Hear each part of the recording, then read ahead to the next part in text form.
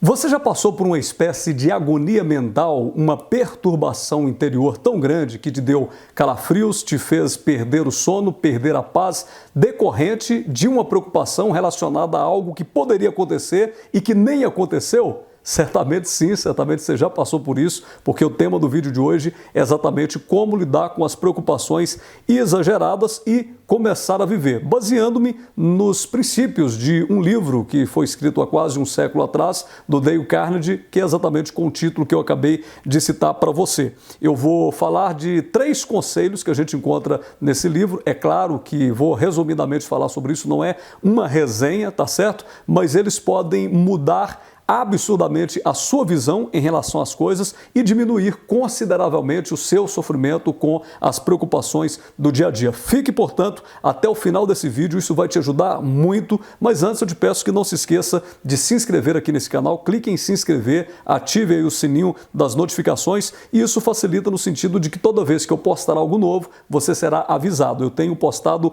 semanalmente vídeos aqui nesse canal, então é bom que você fique atento em relação a isso. Bom, eu gosto de fazer sempre comentários sobre livros que li, autores, teorias que possam ser aplicadas no dia a dia, que possam ajudar a melhorar a vida das pessoas que estão aqui nesse canal sempre vendo as minhas postagens. Hoje, e as pessoas estão sempre pedindo para a gente comentar sobre alguns livros e autores. Hoje eu trago aqui então algumas dicas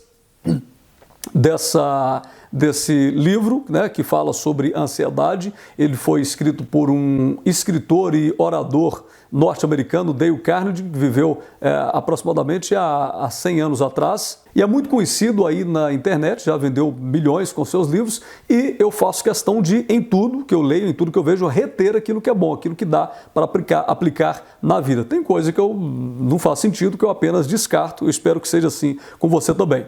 Todos sabem que ansiedade, preocupações exageradas são doenças do nosso século. A ansiedade é uma agonia lenta e silenciosa que tem tirado a vida de muitas pessoas ou tirado o prazer de viver em muita gente. A expectativa de algo que vai acontecer, medo do que pode acontecer no dia de amanhã, o que é que você vai fazer para sustentar os seus filhos, o que é que vai acontecer com tanta violência nesse país, com tantas coisas ruins que a gente vê toda hora sendo anunciados nos jornais, ou então aquela tensão em relação a algumas coisas que estão marcadas para acontecer, como uma apresentação que você tem que fazer, uma prova para concurso público, para vestibular, para Enem, enfim, datas importantes, entrevista de emprego, ou então você está esperando um exame, né, que você fez lá e não sabe qual que é o resultado. Tudo isso gera muita preocupação e muita ansiedade e o pior, produz não simplesmente um desgaste emocional, como você já sabe, mas também pode causar e levar a doenças físicas mesmo. Então, preocupação em excesso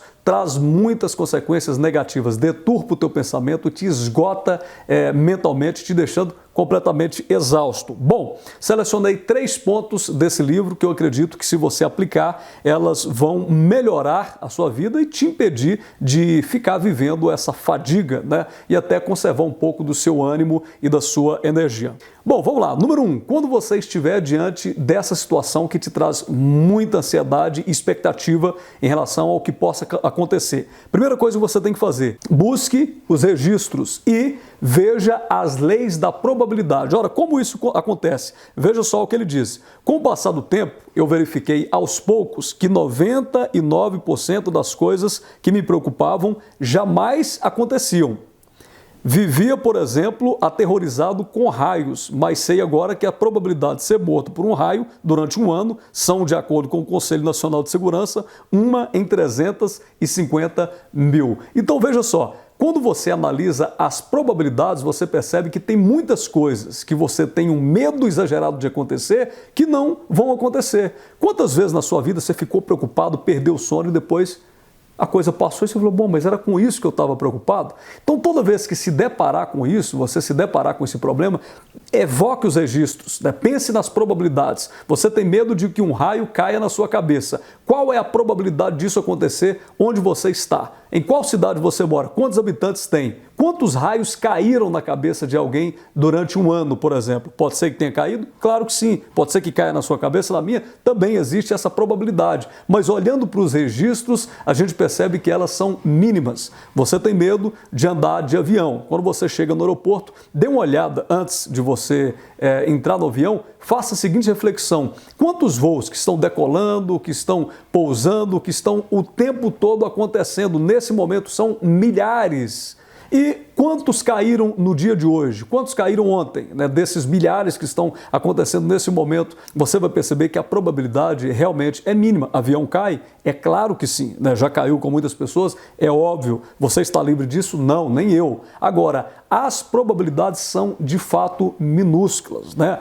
Então, quando a gente percebe essas coisas e olha com razão e analisa estatisticamente, nós percebemos que existe uma preocupação exagerada e um medo que foge do comum. Ou seja, nós estamos fantasiando demais as coisas. Quando você começa a olhar demais para um abismo, diz o autor, agora um outro autor, né, o Nietzsche, ele dizia que quando você olha muito para o abismo pode começar a olhar para você. Quando você focaliza demais uma perturbação, um medo, uma fobia, isso começa a se expandir e aí vai virando realmente fantasias e tudo vai ficando muito exagerado e se transforma num monstro e daqui a pouquinho já tomou completamente a sua razão. Então é necessário você olhar para as probabilidades. E aí você vai ver que as coisas não acontecem com tanta frequência como a gente imagina. O segundo ponto, o autor nos diz: viva em compartimentos diários hermeticamente fechados. Ele dá um exemplo de um cara que está viajando no Atlântico, num grande navio,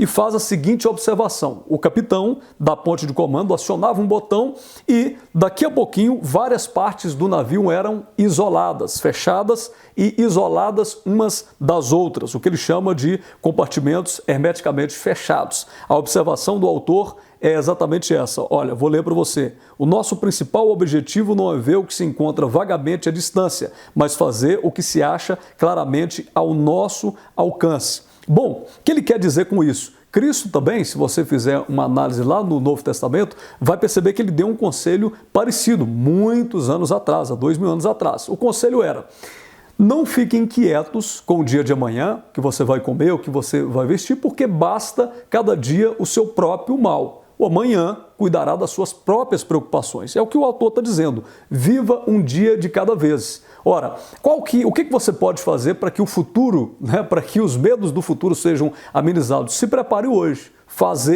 E faça o que você tem que fazer da melhor maneira, do melhor jeito, sem se preocupar com o dia de amanhã. Porque ao fazer o que tem que ser feito, você diminui automaticamente as possibilidades de que as coisas deem errados. Não desperdice a sua energia com algo que você não pode controlar. Por mais que você se preocupe, o dia de amanhã você não pode alterar sequer um palmo, da sua vida. O que você pode fazer é cuidar desse dia chamado hoje, cuidar da sua vida, da sua saúde, dos seus hábitos, alterar os seus hábitos, mudar o seu comportamento, ter uma metanoia. Tudo isso você pode fazer no dia chamado hoje. Agora, ficar aí se matando por algo que vai acontecer e não tomar uma ação de mudança agora não vai adiantar nada. Já viu aquele cara que tem um cheque para cobrir na semana seguinte e aí ele passa a semana toda num quarto trancado, desesperado, chorando? Bom, o cheque vai continuar lá para cobrir. E provavelmente ele vai voltar porque o dinheiro não vai aparecer como mágica. Então é necessário esfriar a cabeça, enfrentar os fatos de uma maneira realista,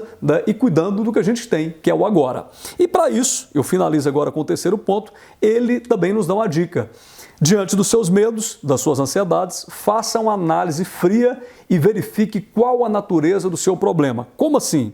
Bom, diante de um problema, de um medo, você tem que fazer a primeira coisa: analise o medo honestamente, a situação que você está imaginando, e pense o seguinte: o que é que poderia de pior acontecer como resultado do fracasso? O que é que poderia de pior acontecer? Aí o empresário pensa: bom, se tudo der errado na economia, eu vou perder a minha empresa e vou ter que trabalhar para os outros. Bom, analisando isso, você então agora vai aceitar as consequências, se necessário, e entender que tem muita gente que faz isso.